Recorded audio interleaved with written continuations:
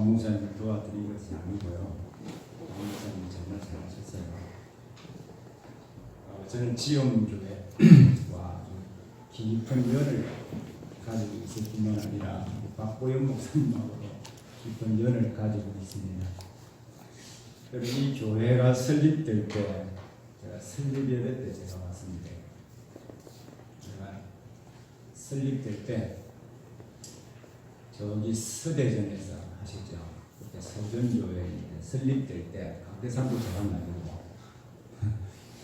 첫 담임 목사님 때 강대상도 제가 만들고 또 함께 장식도 하고 그렇게 했던 기억이 있습니다. 그리고 이 서전교회가 전민동으로 옮길 때 교회 당을 옮기고 난 뒤에 옮긴 감사 예배를 제가 인도했습니다. 이렇게 계신 분 계십니다. 옮길 때 감사 예배를 제가 인도했습니다. 제가 그때 설교를 했었는데 그때 교회가 어떤 교회가 되어야 될 것인가 하는 점을 말씀드린 바가 있습니다. 그리고 박보현 목사님하고는 신학대학원을 졸업했다고 다 재산은 아니더라고요. 오랜 기간 동안 목사님과 교제하면서 지금도 매주일 한 번씩 만납니다. 만나서 교제하면 다른 교회가 묻으시며 또 교회가 설교자가 어떻게 설교해야 될 것인가 그 부분도 함께 나누기도 하고 함께 기도하기도 하고 우리 한국 교회를 위해서 저는 꼭 필요하다고 생각하는 레포백 성경 해설을 쓰는데 목사님이 함께 도와주시고 계세요. 함께 여러분들과 고려신학대학원 주의를 지키게 되어서 감사하게 생각합니다. 네. 오늘 목사님 그 아들을 보니까 목사님 꼭 닮으세요. 그런 사모님이 큰 위로가 했으면 좋겠고 오늘 보니까 전도사님도 딱 안면입니다. 학교에서 잘 모르는데 만나서 감사하게 생각합니다. 오늘 여러분들이 섬기는 교회가 고려신학대학원 주의를 지키면서 우리 교단 교회의 목회자들을 양성하는 학교에 관심을 기울여 주셔서 우리 신학대학원 원장님 신원아 원장님이신데 우리 신원아 원장님을 대신해서 감사를 드립니다. 우리 고려신학대학원은 여러분의 담임 목사님 박 목사님도 졸업하셨고 우리 교단의 목회자를 양성하고 한국 교회에서는 가장 의미 있는 신학대학원 가운데 하나라고 저는 믿습니다. 우리 고려신학대학원은 민족이 힘이 없어서 1910년 일본의 나라가 빼앗기는 수치스러운 역사와 함께 시작이 되었습니다. 1919년 3월 1일 독립 만세 사건 이후에 일본은 우리나라를 심하게 압제하며 우리의 신앙과 민족 정신을 말살하기 위해서 신사참배를 강요하고 특히 교회를 가혹하게 핍박하기 시작했습니다. 이때 여기에 굴하지 아니하고 신사참배를 반대하고 바로 이 일이 우상숭배라고 가르치다가 감옥에 가셨던 주남선 목사님, 한상동 목사님, 손양원 목사님, 조수옥 권사님들이 계셨습니다. 해방 이후에 이분들은 바로 일제 강점기 동안 교회가 신사참배를 가결하고 성도들을 잘못 가르친 일에 대하여 회개하고 바른 교회를 세울 것을 주장했습니다. 그러나 해방 이후에 참 아쉽게도 우리 대한민국이 정치, 경제, 사회, 제 분야에서 일본의 잔재들을 청산하지 못함으로 지금까지 고통받으십니다. 교회 역시 일본의 잔재들을 청산해내지 못했습니다. 당시 일본의 흉적한 권력을 얻었던 교권주의자들은 당시 교회와 학교를 지키기 위해 신사참배를 할 수밖에 없었다라고 합리화하고 변명하면서 회개하기를 거절했습니다. 그러나 우리 학교를 설립했던 분들은 그러한 상황이 하나님의 말씀을 해석하는 것이 아니라 하나님의 말씀이 상황을 해석하고 그 말씀에 따라 살아야 한다고 믿었습니다. 당시 한상동 목사님, 우리 주남선 목사님은 당시 교회 문제의 본질은 신학이 바르게 세워져야 된다라고 보고 1946년 9월 20일에 우리 고려신학대학원의 전신인 고려신학교를 세웠습니다. 그분들은 성경 역사나 교회 역사를 볼 때 목회자가 하나님의 말씀을 바르게 믿고 전파할 때 그 교회가 속한 지역과 민족이 복을 받고 복되고 정의로운 사회가 된다고 믿었기 때문입니다. 지금 우리 고려신학대학원은 건전한 개혁주의 신학의 토대 위에서 신앙의 정통과 생활의 순결을 겸비한 목회자들을 양성하기 위해서 노력하고 있습니다. 오늘 우리 지연교회 예배 참석해 보니까 예배의 모든 순서와 흘러가는 모든 분위기들이 우리 앞서간 믿음의 선배들 가운데 개혁주의 전통에 서 있는 그 절제인미가 흐르는 참 좋은 예배에 참여하고 있다 하는 생각이 들었습니다. 제가 올 초에 서울에 있는 교회에 8주 동안 특강이 있어서 가는 기회가 있었습니다. 8주 동안 특강을 하고 두 번의 주일 날 예배 1부 예배, 2부 예배를 인도를 했었는데 1부 예배, 2부 예배를 하지 않는 그 기간 동안 우리나라에서 유명한 교회들 일부러 한번 찾아가 봤습니다. 삼일교회, 서울 영락교회를 비시해서 남대문교회, 유명한 교회들 찾아봤는데 교회의 모든 예배와 설교가 하나님 말씀과 관계없다라는 사실들을 알게 되었습니다. 그런 면에서 우리 개혁주의 전통에서 올바른 교회, 하나님의 말씀을 선포하는 교회는 참 의미 있고 하나님의 때가 되면 중요하게 사용하시리라고 저는 믿습니다. 좋은 목회자가 우리 민족과 세계에 복음을 전하여 건강한 교회를 세워서 성도들이 복을 받고 하나님이 원하시는 새로운 세상인 의와 평화와 기쁨이 특징인 하나님의 나라를 세운다고 믿기 때문입니다. 이 일을 위해 현재 우리 원장님이야 전임 교수와 13분, 겸임 교수가 4분, 초빙 교수 1분, 18명이 연구와 가르치는 일에 봉사하고 있고 여러 직원들이 함께 섬기고 있습니다. 특히 우리 학교는 일선 목회자들이 성도들에게 하나님의 말씀인 성경을 바르게 가르치고 설교할 때 바로 그 말씀이 사람을 바꾸고 세상을 바꾼다고 하는 믿음으로 성경을 바르게 알고 가르치는 좋은 목회자를 양성하는 것을 제일 중요한 목표로 삼고 있습니다. 이뿐만 아니라 우리 지역교회에 필요한 모든 일들을 학교가 공급해 주기도 하고 우리 민족에게 바른 길을 제시하여 희망을 주는 일을 하려고 노력하고 있습니다. 여러분들이 고려신학대학원 주의를 지키고 기도해 주시기도 하고 저는 우리 지현교회가 꾸준히 박 목사님 개인적으로도 꾸준히 우리 신학대학원을 위해서 헌금하시고 후원하시는 것으로 알고 있는데 그것은 우리의 미래, 조국의 미래와 직결되어 있다고 보기 때문이라고 저는 믿습니다. 우리 신학대학원 역점을 두는 일 가운데 하나는 하나님의 말씀을 바르게 전포하는 설교자를 기르는 일입니다. 성경과 그리고 우리 학교가 키우기를 원하는 설교자는 자신이 먼저 정직하고 성실하게 하나님의 말씀대로 살면서 그 말씀을 전파하여 성도들을 주님의 제자로 삼고 하나님의 말씀을 실천하게 만들었습니다. 하나님과 함께 동역하며 새로운 세상이 하나님의 나라를 건설해 갈 수 있는 그런 목표자를 기르는 것이 저희 학교의 목표입니다. 그럼 이 일을 잘 할 수 있도록 계속해서 관심을 가져주시고 기도해 주시기를 바랍니다. 우리 교회는 하나님 중심, 성경 중심, 교회 중심의 중요한 생활 원리를 가지고 있습니다. 이 원리를 가지고 있다고 하는 것은 우리 가치 판단의 기준과 생활의 중심이 하나님과 성경과 교회라는 것입니다. 그 중에 교회 중심 원리는 하나님 중심 원리와 성경 중심의 원리를 배우고 실천하는 일과 밀접한 연관성을 가지고 있습니다. 그러나 언제부터인가 현대교회는 우리 삶의 중심에서 아주 먼 변두리로 교회 생활이 옮겨졌습니다.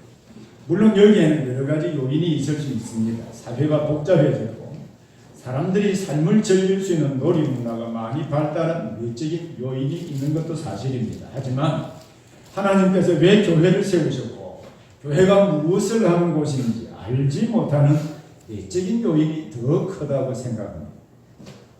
이러한 때 우리 교회 생활이 왜 중요하며 어떤 의미가 있는지 살펴보는 일은 참 의미가 있다고 생각을 합니다.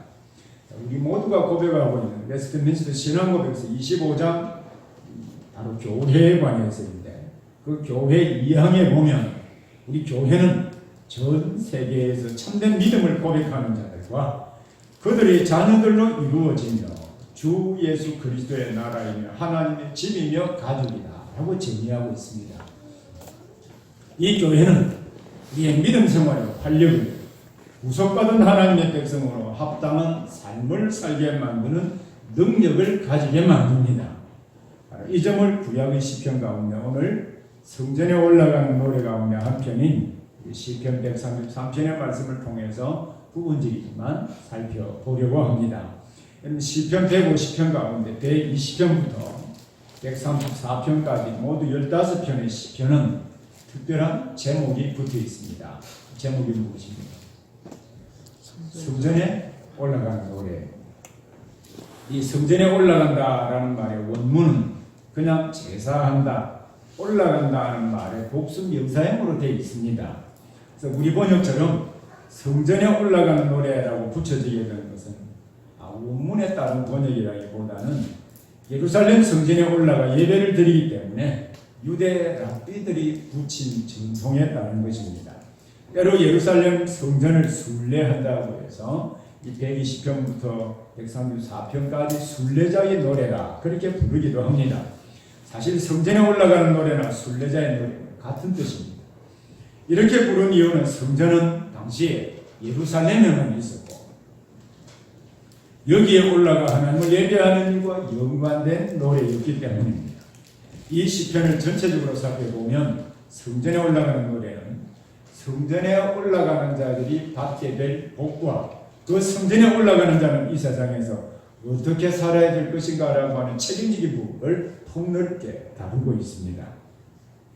구약시대 성전에 의미하는 바는 바로 하나님이 구원하신 구속 역사의 진정 과정에서 그리스도 안에 있는 교회와 연결되어 있다고 하는 점을 이해한다면 오늘 우리가 함께 살펴볼 시편 133편은 교회가 이 성도에게 어떤 의미가 있는지를 설명해 주는 좋은 이 시편이라고 생각합니다. 이 시편의 주제, 133편의 주제는 형제가 연합하여 동거하는 일은 기쁘고 복된 일이며 이 일을 통하여 언약 백성으로서 합당한 삶을 살게 하여서 하나님의 나라를 건설하게 하신다는 것입니다. 이 주제를 중심으로 첫 번째로는 형제가 연합하여 동거한다는 말의 의미가 무엇인가, 형제가 연합하여 동거한다는 말의 의미가 무엇인가 살펴보고, 두 번째로는 형제가 연합하여 동거한다는 그것이 왜 복이 되는지를 살펴보겠습니다. 세 번째로는 형제가 연합하여 동거하는 일에 복을 주신 목적이 무엇인지 함께 살펴보겠습니다. 첫 번째로는 시편 133편 1절에 감탄문으로 되어 있는데, 보라, 형제가 연합하여 동거하니 어찌 그리 선하고 아름다운 거라고 하는 이 말씀이 의미하는 바가 무엇인지 살펴보겠습니다. 이 시는 보라, 히브리어 말 히네이라고 하는 말입니다. 이 말이 나오면 다음에 나오는 말 매우 중요합니다. 집중해서 보아야 됩니다. 이런 뜻입니다. 학교 다니실 때 간혹 우리 담임 선생님이나 또 전문 어떤 내용들을 가르치는 선생님이 주목한 그런 이야기 많이 들으시죠. 여기 주목해 보십시오. 이것이 보라는 뜻입니다. 이 시편에서 무엇이 중요하다는 것일까요? 우선 형제가 연합하여 동거함이 선하고 아름답다 하는 것입니다.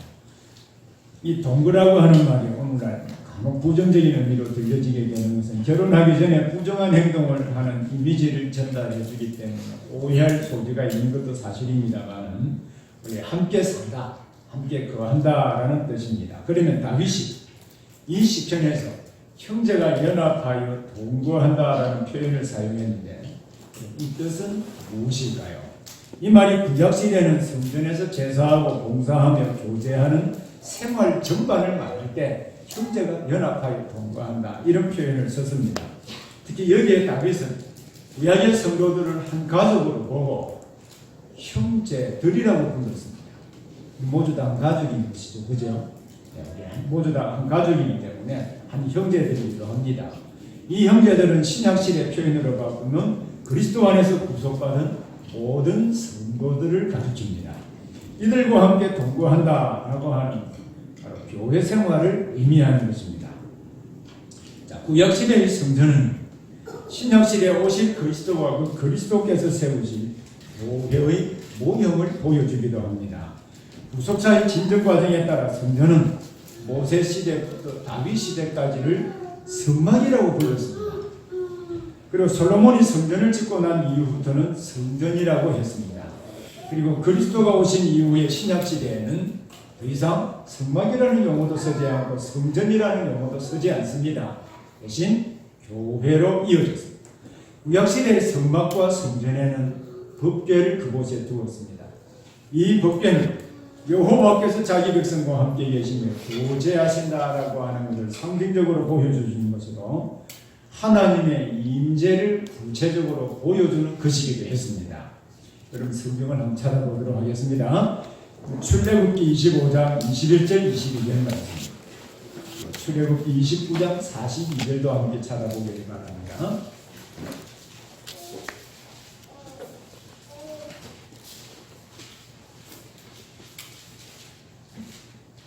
출애굽기 25장 21절 22절 함께 읽겠습니다.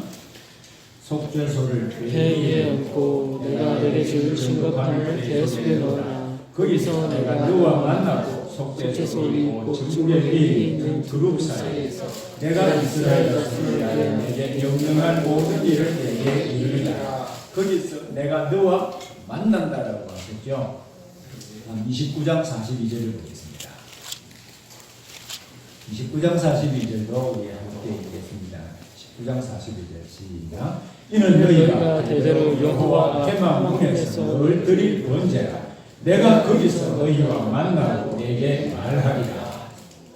이 여호와의 법궤를 둔 곳이 거룩하다고 하여서 거룩한 장소, 성소라고 불렀고, 이 법궤가 있는 곳이며 하나님과 맺은 언약서가 있다고 해서 이곳을 증거막이라고 부르기도 했습니다. 그런데 이 성막은 또 다른 명칭이 하나 더 있는데 그것은 회막이라고 하는 명칭입니다. 이 회막은 문자적으로 말하면 만남의 장막이라는 뜻입니다. 이 회막은 만남의 장막이라는 뜻입니다. 그러면 누구와 만나기에 만남의 장막이라고 했을까요? 구약시대의 성전을, 구약시대의 성막을 가리켜서 회막이라고 불렀는데 누구와 만나길래 만남의 장막이라고 불렀을까요?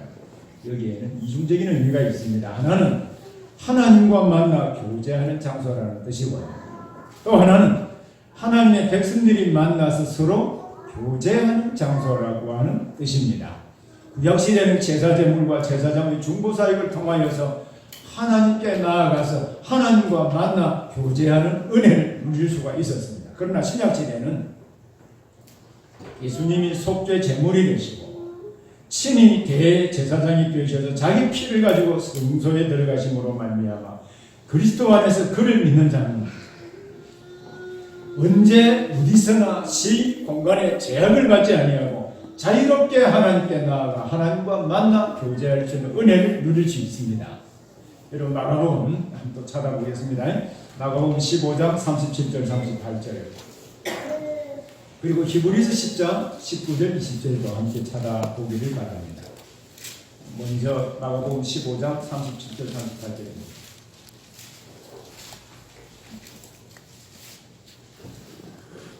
마가복음 15장 37절 38절 함께 읽겠습니다.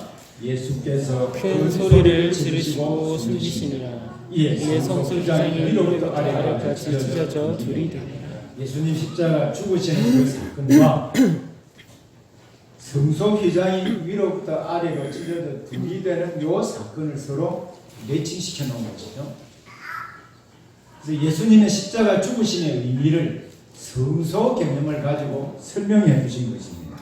성소가 있는데 성소 안의 휘장이 위로부터 아래로 찢어져서 둘이 되었다는 것은 무엇을 의미하는 것일까? 그것을 설명해 놓고 있는 것이 역시 히브리서 10장입니다. 찾아보십시오. 히브리서 10장 19절 20절입니다.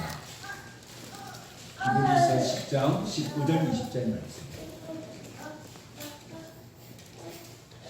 우리 함께 같이 읽겠습니다. 그러므로 형제들아 우리가 예수의 피를 힘입어 성소에 들어갈 담력을 얻나니 그의 피를 위하여 휘장 가운데로 열어놓으신 새로운 살 길이요 휘장은 곧 그의 육체입니다.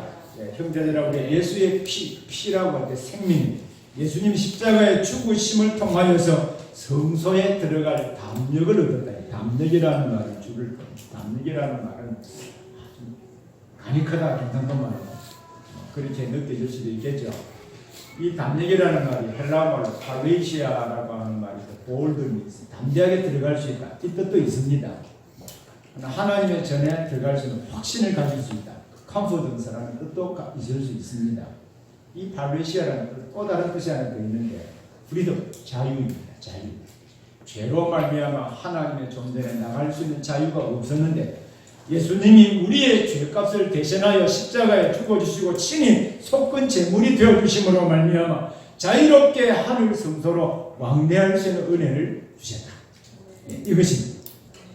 예수의 피를 힘입어 성소에 들어갈 자유를 얻었는데 그 길은 자유롭게 들어갈 수 있는 그 길은 우리를 위하여 휘장 가운데로 열어놓으신 새로운 살 길인데 휘장은 이 번역이 잘못되어 목사님을 통해서 배우시겠지만 앞에 열어놓으신 그 길은 그의 육체 십자가 죽으심을 통해서 열어놓으신 그 길을 통하여서 살아계신 하나님과 자유롭게 유지할 수 있는 은혜를 우리 모두 다 받게 되었습니다.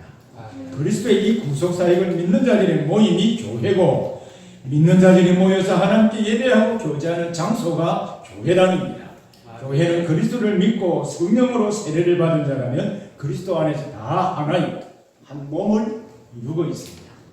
우리가 잘 아는 갈라디아서 3장 28절에 보면 너희는 유대인이나 헬라인, 인종의 차별 없이 종이나 자유인, 신분의 차별 없이 여자나 남자나 즉 성별의 차별 없이 다 그리스도 예수 안에서 하나라고 했습니다. 당시 사회에서 유대인 외의 모든 민족은 이방인이라고 생각했습니다. 그러나 그리스도를 믿으면 이 인종의 차별이 없습니다. 그리고 종이나 자유인과 같은 신분적인 차별이나 남자와 여자와 같은 성별의 차이가 없이 그리스도 안에서 한 가족이며 한 몸입니다. 그리고 모두 다 이 자리에 모인 성도들이 다 한 가족인 것이죠. 네, 한 몸인 것이죠. 그러면 한 부분이 아프면 다른 것도 같이 아픈 거죠. 네. 한 성도가 기쁘면 다 같이 기쁜 거죠. 이게 가족의 몸입니다. 예. 그래서 시편 133편 1절에서 형제가 연합하여 동거한다는 말은 그리스도 안에서 구속받은 성도들이 함께 모여 예배하며 교제하는 것을 의미합니다. 우리가 매주일마다 고백하는 사도신경에 오늘 여러분 사도신경 고백하는 거 보면 오른손을 들고 하시보다는 사도신경은 사실 기도문이 아니고 신앙 고백하는 것이죠. 이 사도신경에 바로 이 부분을 고백하는 내용이 있습니다. 그것은 거룩한 공교회와 성도의 교제를 믿습니다. 제가 섬기는 교회 한 성도님이 여기에 공교회가 무슨 뜻인지를 제게 물었습니다. 공교회라 공이라고 하는 말은 원래 사도신경은 라틴어로 되어 있거든요. 카톨리캄이라는 말입니다. 카톨리캄 여기서 캐톨릭이라는 말이 왔습니다. 무슨 뜻일까요? 이 공이 의미하는 캐톨릭이라는 말은 이 보편적이라는 뜻입니다. 이 말의 뜻은 이 가난한 사람이나 부자나 신분이 높은 사람이나 신분이 낮은 사람이나 남자나 여자나 나이가 많은 사람이나 나이가 적은 사람, 즉 빈부 귀천 남녀노소의 차별이 없이 누구나 그리스도를 믿으면 교회의 가족이 된다는 의미입니다. 그리고 그 뒤에 있는 성도의 교제는 성도들이 한 가족으로 서로 교제하는 일에 중요성을 내가 믿습니다라는 고백입니다. 그리고 이 성도의 교제는 바로 이 성도들과 만나 교제하며 서로 협력하며 기도하는 전반적인 교회 생활을 의미하는 것이다. 사도신경에 고백하고 있는 대로 그것은 빈부귀천 남녀노소의 차별 없이 그리스도를 믿는 자들이 함께 예배하며 교제하며 봉사하는 일을 말합니다. 근데 다윗은 바로 이 시에서 구약시대 하나님의 백성들이 성전에서 예배하며 교제하는 일에 대하여 감사함으로 그 일에 대해서 어찌 그리 선하고 아름다운 거라고 말했습니다. 이게 선하다. 이 히브리어 말로 토업이라고 하는 말인데 선과학의 개념을 말하는 것은 아니고요. 여러분 하나님이 천지 만물을 창조하실 때 첫째 날을 빛을 창조하시고 보시기에 뭐라고 하셨습니까? 좋았더라. 둘째 날 좋았더라. 셋째 날 좋았더라. 사람을 만드시고 심히 좋았더라. 이게 좋았더라는 말과 동일한 용어입니다.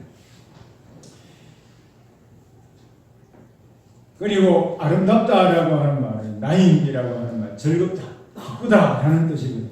하나님의 성전에 나와 하나님의 백성들이 성도들과 함께 예배하며 교제하고 봉사하는 일이 좋고 즐겁다는 것입니다. 다윗은 하나님의 성전에 나와 하나님께 제사를 드리며 성도들과 함께 교제하고 봉사하는 일이 너무 좋아서 그 표현을 감탄문으로 표현한 것입니다. 형제가 연합하여 동거함이 어찌 그리 선하고 아름다워. 신약의 표현으로 바꾸면 교회 생활이 참 좋고 즐겁다는 뜻입니다. 교회 생활이 즐겁고 참 좋습니까? 아멘. 예, 교회 생활에 지옥 같은 사람도 있긴 합니다. 어떤 목사님을 만나는 데 따라 다릅니다. 저는 좋은 목사님을 만나고 하나님의 말씀을 바르게 전하는 목회자를 만난다는 것은 성도들의 큰 복이라고 믿습니다. 아멘. 우리 학교의 예배학 교수인 문화랑 교수님이 쓴 논문 가운데 이런 논문이 있습니다. 지적 장애인의 성찬 참여 가능성에 대한 교육학적 연구. 지적 장애인이 성찬 참여를 하게 되면 그 지적으로 장애가 있는 그에게 하나님의 은혜가 임할까 임하지 아니할까라고 하는 연구 논문입니다. 임할까 안 임할까요? 지적인 장애가 있는 사람이 성찬에 참여하고 예배에 참여했습니다. 그러면 그에게 하나님의 은혜가 임할까 안 임할까요?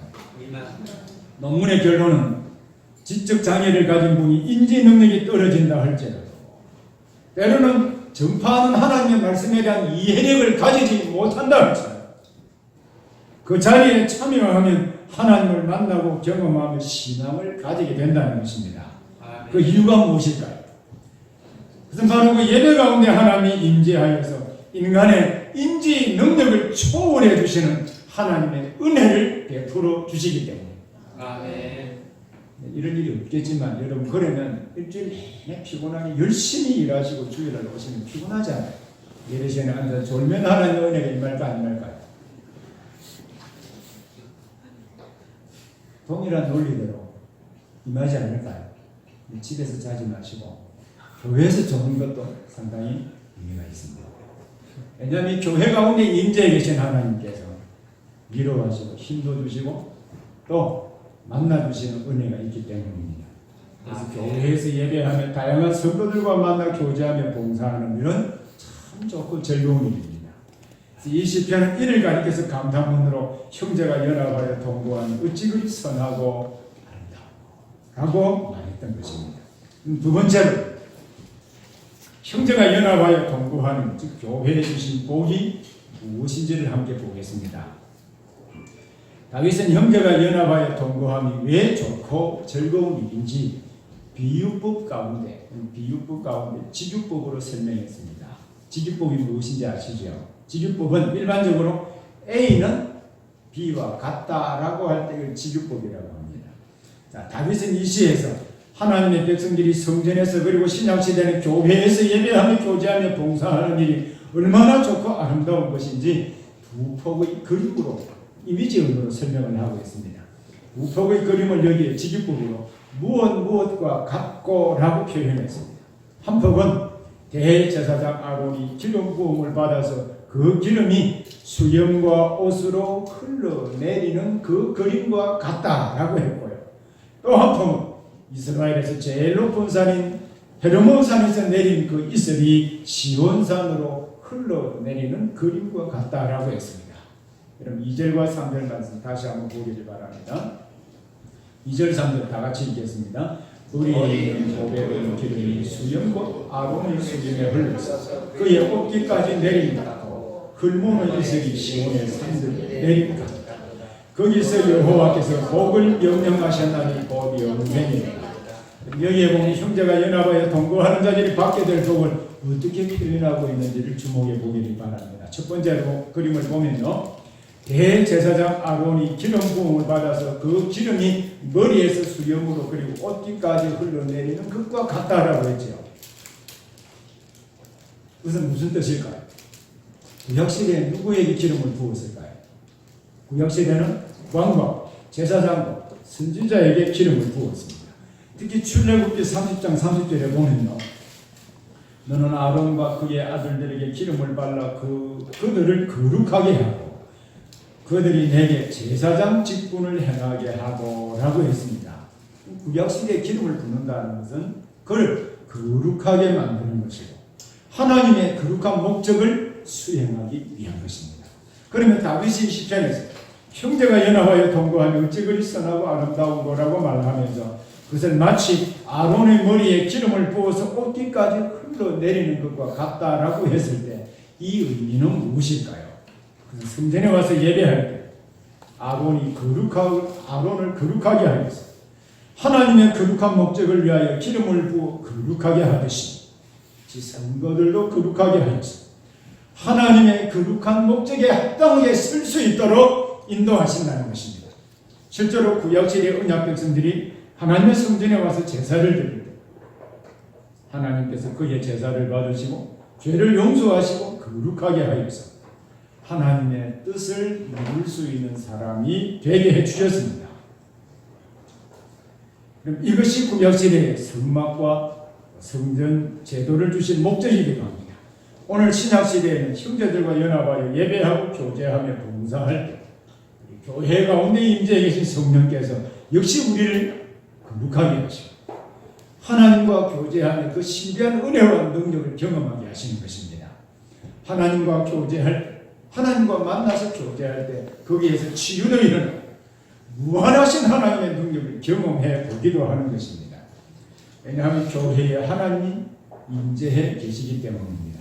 그럼 그렇다고 한다면 교회 생활은 정말 기쁘고 복된 일이라고 말할 수 있지 않겠습니까? 자, 그리고 또 한 폭의 그림은요, 이스라엘에서 제일 높은 산인 헐몬산, 헤르몬산. 그 헐몬산의 이슬이 시온의 산들에 내리는 것과 같다라고 했습니다. 다윗이 설명한 이 그림을 잘 이해하려고 하면 이스라엘의 지형학적인 모습을 이해할 필요가 있습니다. 그럼 팔레스타인은 낮과 밤의 기온차가 참 큽니다. 그래서 많은 이슬이 내리고 그 이슬이 땅에 스며들어서 땅은 기름진 옥토로 변하게 됩니다. 특히 헤르몬산에서 흘러내리는 물은 갈릴리 바다에 모이고 그 물은 요단강을 통하여 흘러내리며 그 밑에 윤회를 이루고 있습니다. 여기에 시적으로 묘사한 시온의 산, 시온의 산은 무엇을 가리키는 것일까요? 성경에 시온이 의미하는 바가 무엇인가 다양하게 설명합니다. 시온은 예루살렘의 수도, 이스라엘의 수도인 예루살렘을 시온이라고 부르기도 했습니다. 그리고 하나님의 백성을 가리켜서 시온이라고 부르기도 했고요. 그리고 성전을 가리켜서 시온이라고 부르기도 했습니다. 그리고 완전한 하나님의 나라를 가리켜서도 시온이라고 했거든요. 여기에 시온의 산이라고 할 때 시온은 무엇을 의미하는 것일까요? 여기에서는 하나님의 백성들을 의미합니다. 그래서 헐몬산의 이슬이 시온의 산들에 내리는 그림은 그들이 사는 땅 전체가 바로 헤르몬산에서 흘러내린 그 이슬로 흠뻑 젖는 것과 같다라고 말했습니다. 이것은 그 땅 전체가 기름지고 풍요롭다는 것을 보여주는 것으로 다윗 당시에는 농경 문화를 중심으로 이루고 있기 때문에 경제적인 풍요를 이러한 방식으로 표현했습니다. 하지만 오늘날과 같은 산업정보화 사회라면 아마 다른 방식으로 경제적인 풍요를 설명했을 것입니다. 오늘날 만약에 표현한다면 어떻게 표현했을까요? 우리의 연봉이 오르고 또요, 우리의 주식, 사놓은 주식이 오른다면 우리의 삶이 풍요로워져. 이렇게 표현하지 않겠습니까? 그래서 다윗이 묘사한 이 두 부의 그림은 하나는 영적인 모습, 죄가 용서함을 받고 거룩하게 되어서 하나님과 교제하며 하나님의 은혜와 능력을 공급받는 것을 의미하는 것입니다. 또 하나는 물질적인 것으로 경제적인 복을 누린다는 것입니다. 다윗은 바로 이 시에서 형제들이 연합하여 동거하는 것이 왜 좋고 즐거운 일인지 두 폭의 그림으로 무엇과 같다라고 하는 말로 설명했습니다. 그럼 구약시대는 성전에 올라가는 생활이고 신약시대는 교회 생활, 왜 영적인 복과 물질적인 복을 받는지 그 이유는 아십니까? 그 이유를 이 시편에서 설명을 하고 있습니다. 시편 133편 3절째 후반부에 보면요, 우리 번역에는 아쉽게도 빠져 있습니다. 133편 3절 후반부에 보면 거기서라고 하는 단어 앞에 왜냐하면이라는 접속사가 빠져 있습니다. 왜 하나님의 성전에 나와 예배하고 하나님의 교회 성도들과 만나 교제하며 봉사하고 예배하는 이 일이 왜 한편으로는 하나님과 교제하며 능력을 공급받는 일이고 한편으로는 물질적으로 우리 경제적인 복을 받는 그 일이 될까요? 그 일은 왜냐하면 바로 거기에서, 즉 교회 생활에서 여호와께서 복을 명령하셨는데 곧 영생이로다라고 하시기 때문입니다. 이는 다윗이 교회 생활의 즐거움과 은혜를 감탄문으로 표현하면서 두 폭의 그림으로 보여준 복이 어떻게 가능할까? 마지막 부분에서 설명하고 있는 것처럼 하나님의 백성들이 모여 예배하며 교제하는 그곳에서 바로 하나님께서 복을 명령하셨기 때문입니다. 그리고 다윗은 하나님께 예배하고 성도들과 교제하는 것을 가리켜서 거기에서 여호와께 복을 명령하셨는데 그 복은 영생이라고 했습니다. 여러분, 영생이 무엇일까요? 사실 구약 성경의 영생이라는 말은 여기만 다 나타납니다. 그러나 신약시대에 요한복음 17장 3절에 영생이 무엇인가 하는 것을 정의해주고 있거든요. 한번 찾아보시죠. 신약성경 요한복음 17장 3절입니다.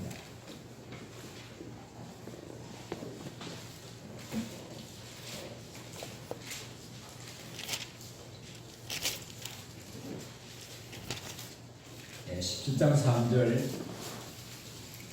함께 같이 읽겠습니다. 시작. 영생은 곧 유일하신 참 하나님과 그가 보내신 자 예수 그리스도를 아는 것입니다. 이게 영생은 유일하신 참 하나님, 그 참 하나님께서 보내신 자 예수 그리스도를 아는 것이라고 했잖아요. 이 안다라고 하는 말, 그냥 지적인 안을 의미하는 것이 아니라 살아계신 하나님과 그가 보내신 자 예수 그리스도와 만나 교제하는 것을 말합니다. 교회 생활의 기쁨과 신비는 하나님과 만나 교제하는 일에 있습니다. 어떤 면에서 이것이 신앙생활의 본질이라고 할 수 있습니다. 이 본질적인 부분이 바로 형제가 연합하여 동거하는 교회에 있다고 했습니다. 여기에 교회 생활의 중요성이 있는 것입니다. 그래서 교회는 영생, 하나님과 교제하는 신비로운 세계를 경험하며 성도의 삶을 기쁘고 복되게 만들기 때문입니다. 그러면 다윗이 이 시에서 두 폭의 그림을 통하여 보여주고자 했던 것은 무엇일까요? 그것은 성막과 성전에서 형제들과 연합하여 예배하며 교제하는 것은 곧 영생을 누리는 것이다. 다른 말로 하면 하나님과 만나 교제하면서 그분이 주시는 신비하고 무한한 능력과 은혜를 공급받는 일이라고 설명한 것입니다. 이제 세 번째로 형제가 연합하여 동거하는 일에 이러한 복을 주신 목적이 무엇인지를 살펴보겠습니다. 이 시편의 표제가 무엇이라고 했습니까? 성전에 올라가는 노래라고 했죠. 성전에 올라가는 노래인 시편 120편부터 134편까지 내용은 성전에 올라가는 자들이 받게 될 복과 성전에 올라가는 자는 이 세상에서 어떻게 살아야 할 것인지 문제를 폭넓게 다루고 있다고 했습니다. 구약시대 이스라엘 백성들이 왜 성전에 올라갔을까요? 왜 성전에 올라갔을까요? 하나님께서 왜 1년에 최소한 유월절과 초실절과 장막절에 적어도 3번 이상은 올라가라고 명하셨을까요? 우리는 그 이유를 하나님께서 성전 제도를 주신 목적에서 찾아야 됩니다. 하나님이 왜 성전 제도를 주셨을까요? 그 답은 출애굽기에 있습니다. 출애굽기 19장부터 24장은 시내산에서 하나님과 이스라엘 백성들이 언약을 맺는 내용이 기록이 되어 있습니다. 그 언약을 주신 목적은 구원을 주신 하나님을 사랑하고 섬기고 언약 속에 내포된 복을 누리면서 언약 백성으로서 하나님의 나라를 건설할 수 있는 책임 있는 사람으로 살아갈 수 있도록 하기 위해서 언약을 맺었습니다. 이 언약을 피로 맺었기 때문에 만약에 이 언약을 지키지 못한다면 생명을 내어놓아야 됩니다. 근데 불행하게도 성경의 역사를 보면 이스라엘은 하나님과 피로 맺은 언약을 지키지 못했습니다. 그러면 언약서에 기록된 대로 한다면 다 생명을 내어놓아야 되거든요. 그러나 하나님께서는 죄를 용서받고 그 관계를 다시금 회복할 수 있는 제도적 장치를 주셨습니다. 그것이 성막제도입니다. 출애굽기 25장부터 40장에 기록된 성막제도는 언약 백성으로서 하나님의 사랑받는 백성, 제사장 나라와 거룩한 백성으로 약속된 복을 누리면서 하나님의 나라를 이 땅에 건설해 갈 수 있도록 주신 제도적 장치가 성막인 것입니다.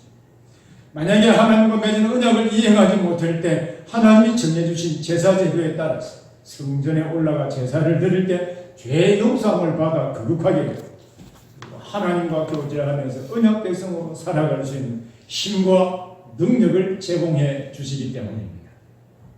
이 구약시대에 성전을 주신 목적과 연관시켜 볼 때 우리 성전에서 형제들과 연합하여 동거하는 일의 복을 아론의 머리에 있는 보배로운 기름이 옷깃까지 흘러내리는 그림과 헐몬산의 이슬이 시온산들에 내리는 그림으로 보여주신 바와 같이 이 복을 명령하신 목적을 알 수 있습니다.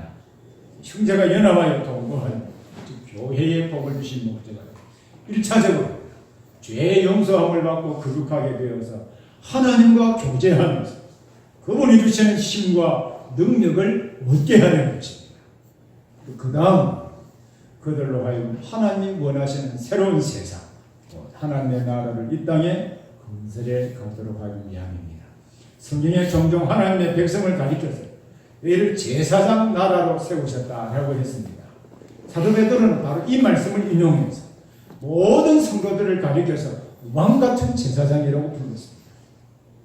제사장은 하나님과 세상 사이에 중보 역할을 하는 것이 제사장이잖아요. 근데 왕같은 제사장이라고 불렀다고 하는 것은 왕이신 하나님과 이렇게 교제하면서 왕이신 하나님의 통치를 이 땅에 나타내 보이는 제사장의 위치에 있는 것이 성도라는 것입니다. 성도는 하나님과 교제하면서 왕이신 하나님의 통치를 수행하고 이 일을 잘 할 수 있도록 교회 생활을 통하여 하나님께서 영적인 복도 베풀어 주시고 그의 힘과 능력을 공급해 주실 뿐만 아니라 경제적인 은혜도 베풀어 주시는 것입니다. 사실 우리가 그리스도 안에서 맺은 언약에 따라 이 세상에서 한 사람이 성도로 살아가는 일은 결코 쉬운 일이 아닙니다. 하나님의 말씀대로 살다 보면 결코 쉬운 일이 아니라는 것을 경험적으로 알고 있습니다. 온갖 불법과 잘못된 관행이 자리 잡고 또한 온갖 잘못된 이 가치가 자리 잡고 있는 이 세상에서 한 사람이 성도로 살아가는 게 얼마나 피곤하고 힘든 일인지 모릅니다. 우리나라 교육제도하에서 우리의 자녀들을 하나님의 백성으로 키우기가 정말 어렵죠. 또한 갖가지 질병과 수많은 사건들과 사고들이 곳곳에 널려 있습니다. 이러한 세상에서 믿음으로 사는 일은 결코 쉬운 일이 아닙니다. 어떻게 믿음으로 사는 일이 가능할까요? 구약시대는 하나님께서 성막과 성전제도를 주셔서 형제들과 연합하여 동거하는 일에 복을 주심으로 거룩하게 하시고 하나님과 교제하게 하시며 경제적인 복까지 주셔서 믿음으로 살아갈 수 있는 힘과 함께 적극적으로 하나님의 나라를 건설해 갈 수 있는 능력을 주셨기 때문에 가능합니다. 이와 같이 신약시대 역시 동일하게 교회에 이 복을 주셨습니다. 그래서 우리가 성경에서 명한 대로 여러분들이 올바르게 교회를 섬긴다면 교회 가운데 임재해 계신 주님께서 우리와 만나 교제하시니 이성적으로는 설명할 수 없는 신비한 은혜와 능력을 공급해 주시는 것을 배우게 될 것입니다. 이것이 바로 하나님이 교회에 주신 복입니다. 오늘 우리가 이 시편에서 살펴본 바와 같이 여러분은 아론의 머리에 있는 보배로운 기름이 흐르듯이 하나님의 뜻을 수행해 갈 수 있도록 거룩하게 되어서 하나님과 만나 교제하는 복을 누리기를 원하십니까? 아멘. 그리고 헐몬산의 이슬이 이스라엘 온 땅을 흠뻑 적시는 것과 같은 경제적인 풍요로움도 함께 경험하기를 원하십니다. 아멘. 이 은혜는 분명 교회에 주신 복임에는 틀림이 없습니다. 그러나 이러한 복을 교회에 주신 목적은 구속받은 그리스도인으로서 합당한 삶을 살아서 주님이 원하시는 새로운 세상을 만드는 사람, 왕같은 제사장으로 살아가도록 하기 위함입니다.